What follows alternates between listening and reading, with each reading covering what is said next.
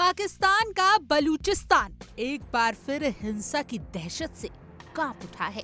रविवार रात करीब 9 बजे नौकुंदी इलाके में हुए फिदायीन हमले ने न सिर्फ पाकिस्तानी सुरक्षा व्यवस्था की कमर तोड़ कर रख दी, बल्कि उस बहु खरब डॉलर के खनन प्रोजेक्ट पर भी गहरा खतरा खड़ा कर दिया है, जिसे पाकिस्तान दुनिया में अपनी सबसे सुरक्षित विदेश निवेश परियोजना के रूप में बेचता फिरता था। हमला फ्रंटियर कॉर्प्स मुख्यालय से थोड़ी दूर पर बने उस हाई सिक्योरिटी कंपाउंड पर किया गया, जहां रिको डिक और सेंडक प्रोजेक्ट से जुड़े विदेशी इंजीनियरों और विशेषज्ञों को ठहराया गया था। मौके से मिली शुरुआती रिपोर्टों के अनुसार हमलावरों ने पहले 5 बड़े धमाके किए और उसके बाद सुरक्षा बलों पर अंधाधुंध फायरिंग की।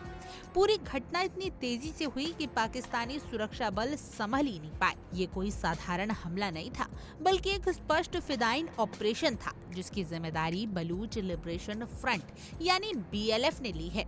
BLF के प्रवक्ता मेजर गवारन बलूच ने बयान जारी कर कहा है कि हमला उनकी सादो ऑपरेशन बटालियन यानी SBO ने अंजाम दिया और उनका निशाना वही कंपाउंड था जहां विदेश विशेषज्ञ रहते हैं। पाकिस्तान महीनों से इसी इलाके को सबसे सुरक्षित निवेश गलियारा बताकर अंतर्राष्ट्रीय कंपनियों को आकर्षित करने की कोशिश कर रहा था, मगर हमले ने इसकी असलियत खोल कर रख दी। चंगाई जिले में सभी अस्पतालों में इमरजेंसी घोषित कर दी गई, जिससे यह साफ है कि नुकसान बड़ा है और पाकिस्तान इसकी पूरी जानकारी अभी दबा रहा है। नौकुंदी वही जगह है जहां पाकिस्तान पूरी दुनिया को बुलाकर कह रहा था कि विदेश निवेशक चिंतित होकर रिको डिक खदान में पैसा लगाएं। लेकिन जब सुरक्षा का हाल ये है कि आर्मी के मुख्यालय के ठीक पास भी हमलावर 5 धमाके कर सकते हैं, तो विदेशी कंपनियां क्यों ऐसे माहौल में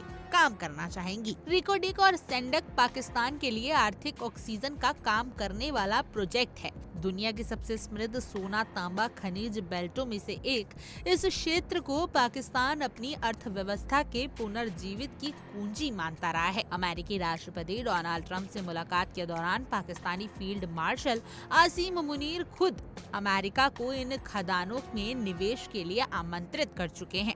हाल ही में अमेरिका की एक्सिम बैंक ने करीब 35,000 करोड़ पाकिस्तानी रुपए का कर्ज भी मंजूर किया था। लेकिन अब जब विदेश विशेषज्ञों पर सीधा हमला हुआ है, तो सवाल उठना लाजमी है कि क्या कोई भी देश अपने नागरिकों को ऐसी असुरक्षित जगह पर भेजना चाहेगा?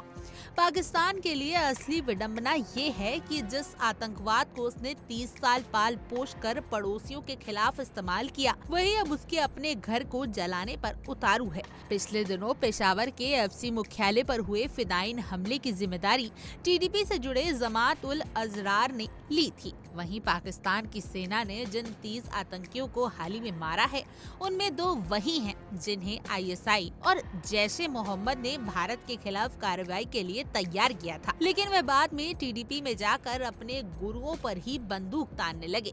ये कहानी स्पष्ट करती है कि पाकिस्तान के हाथ में जो आग उसने दूसरों के लिए जलाई थी, अब उसी में उसका अपना घर जल रहा है। इस ताजा हमले के बाद सबसे बड़ा झटका पाकिस्तान की साख और विदेश निवेश पर पड़ने वाला है। रिको डिक जैसे प्रोजेक्ट्स में अरबों डॉलर दांव पर लगे हैं और खनन कंपनियां किसी भी तरह की सुरक्षा चुनौती को बर्दाश्त नहीं कर सकती।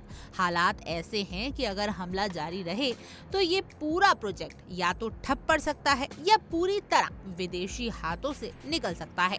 पाकिस्तान की अर्थव्यवस्था के लिए ये सबसे बड़ा झटका होगा, क्योंकि वह अपनी वित्तीय मुश्किलों से निकलने का आधार बना रहे हैं। अंततः यह हमला पाकिस्तान को बहुत स्पष्ट संदेश देता है कि बलूचिस्तान में सुरक्षा कागज पर दिखाई जा सकती है, जमीन पर नहीं। दुनिया भर में जिस प्रोजेक्ट को सबसे सुरक्षित बताकर पेश किया जा रहा था, वही आज सबसे असुरक्षित साबित हो रहा है। BLF का यह हमला सिर्फ एक सैन्य ठिकाने पर नहीं, बल्कि पाकिस्तान के आर्थिक सपनों पर सीधा प्रहार है। ये साफ दिखाता है कि जब तक बलूचिस्तान में भरोसेमंद सुरक्षा व्यवस्था नहीं बनती, तब तक पाकिस्तान के लिए विदेश निवेश एक दूर का सपना ही बना रहेगा। Bureau report, India daily.